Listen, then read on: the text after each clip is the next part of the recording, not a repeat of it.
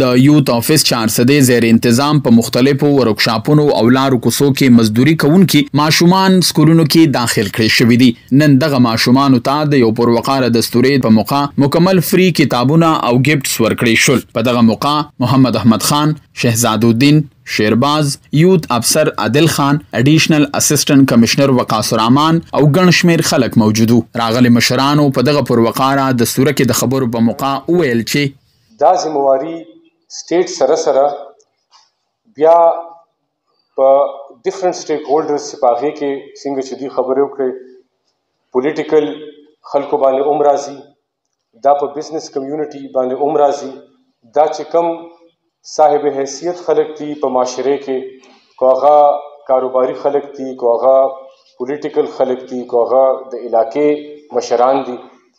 نو دا به ایز ا هول موږ په ټولو باندې به دا ټولو له پکار چې دا ذمہواري دا واخلي او دا ایکسپټ کړي چې چایلډ لیبر زموږ د معاشره یو درناک حقیقت دی. خو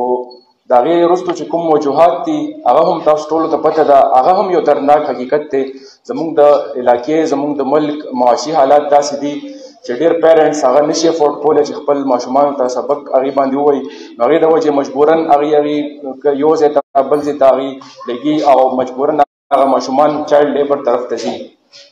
خو زه به دا ویل غواړم چې څنګه وختي ډي او صاحب هم وویل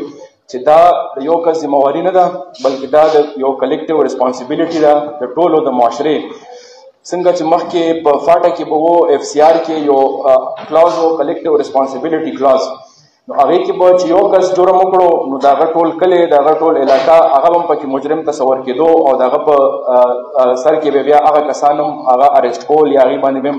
نو د هغې د وجې به دا و چې یو فیر به و یو هغه به نو چا به جرم نه کوو. نو زه خپل فیل کوم دا چې څنګه د دې ماشومانو ایجوکیشن دی دا یو کلیکټیو ریسپانسیبیلیټي ده، دا د هغه والد یا د چا ریسپانسیبیلیټي نه ده بلکې دا د ټولو د معاشرې هغه کلي د هغه علاقې چې څومره خلک دي دا په ټولو باندې دا ریسپانسیبیلیټي راځي چې هغه ماشومانو سبق هغې باندې ووایي، هغې سره تعاون وکړي. که هغه څوک بیوروکریټس دي، که هغه د هغه علاقې ججز دي یا پولیټیشنز دي یا بزنس مین دي، نو هغې ته هم دا پکار دي چې هغې په دې کې یو هیلپ وکړي.